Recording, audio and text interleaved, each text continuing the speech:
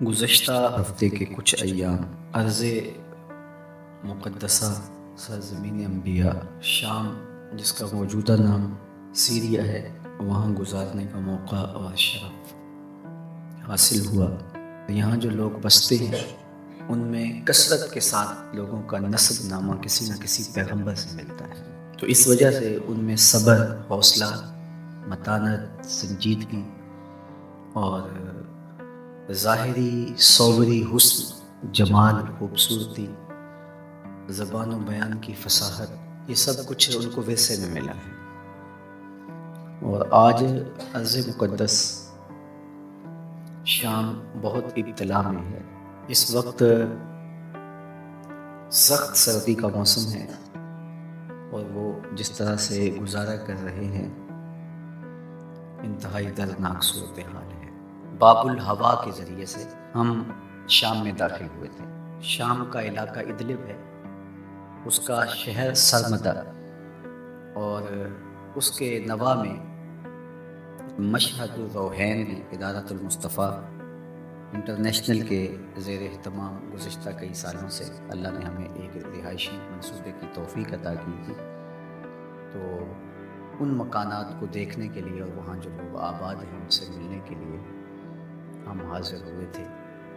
اور دوسرے مرحلے میں 40-45 کلومیٹر آگے خیمہ بستیاں ہیں، اور تقریباً 10 خیمہ بستیوں کے لیے اللہ نے کچھ توفیق دی تھی، تو ہم اس کے لیے حاضر ہوئے تھے۔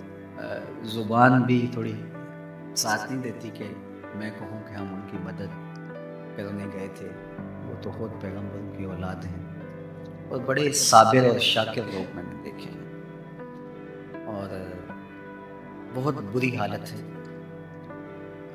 دلدل بنی ہے زمین میں بارشوں کی وجہ سے، بعض علاقوں پہ برف باری ہو رہی ہے، اور تا حد نظر خیمے ہی خیمے ہیں جہاں انسانیت سسک رہی ہے۔ کچھ خیمے ہیں وہاں صرف بچے ہیں، بیوگان ہیں، بوڑھے بچ گئے، جوان بہت کم دکھائی دیتے ہیں کیونکہ وہ شہید کر دیے گئے۔ ایسے کئی بچوں سے ہمیں ملے کہ جن کے خاندان کا کوئی فرد بھی زندہ نہیں تھا۔ کئی بچے ایسے بھی ہم نے دیکھے کہ جنہوں نے اپنے ماں باپ کو اپنی آنکھوں کے سامنے شہید ہوتے دیکھا تھا، اور کچھ بچے ہیں کہ وہ دیواروں کی طرف مسلسل دیکھے جا رہے ہیں۔ یہ ایک عجیب سی درد کی کیفیت ہے۔ وہ کوئی مفلوق الحال نہیں تھے، اچھے گھروں کے بچے تھے، ماں باپ ان کا لاڈ دیکھتے تھے، ان کا پیار دیکھتے تھے، اور آج وہ خیموں میں پڑے ایک ایک لقمے کے لیے ترس رہے ہیں۔ کچھ بچے تو مجھے بھولتے نہیں ہیں۔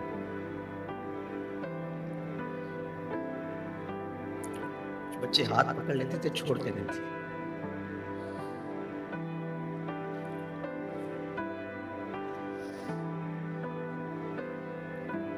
دکھاں دے گل ٹلیاں بنو، دکھاں دے گل ٹلیاں بنو، چپ چپیتے آ جاندے نے، ساری وسطی ٹا جاندے نے۔ کچھ منظر ہوتے ہیں جو الفاظ کے ساتھ بیان کر دیے جاتے ہیں، اس کا نقشہ کھینچ دیا جاتا ہے، لیکن کچھ مناظر جو آنکھیں دیکھتی ہیں ان کو بیان کرنے سے زبانیں قاصر ہوتی ہیں۔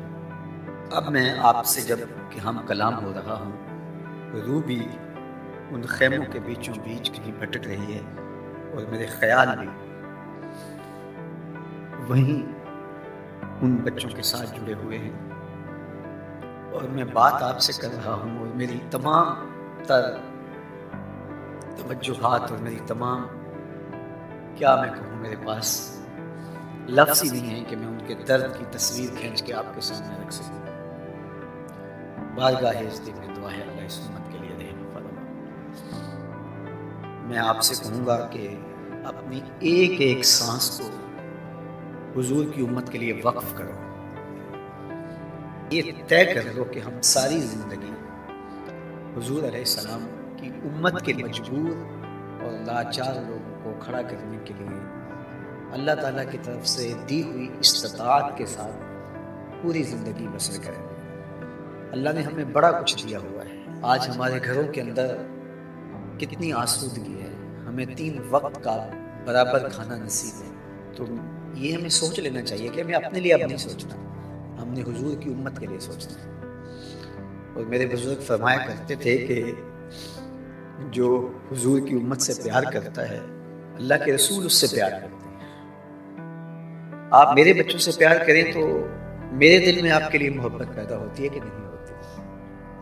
تو آپ اگر حضور علیہ السلام کی امت سے پیار کریں تو کتنی شفقت سے حضور نوازیں گے۔ تو کاش آسودہ لوگ اس کو سمجھیں، اس میں ایک اتنی طمانیت بھی ملتی ہے ان کاموں میں، آپ کو اتنا سکون قلب ملتا ہے۔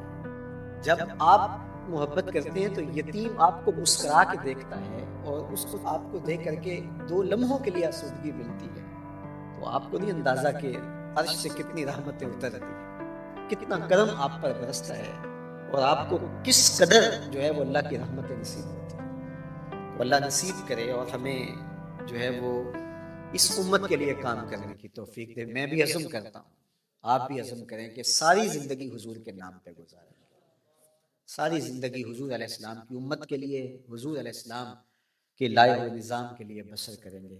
یہ مشت خاکام آ جائیں حضور کی امت کے لیے، کل حضور علیہ السلام کی بارگاہ میں پہنچے تو شرمندگی سے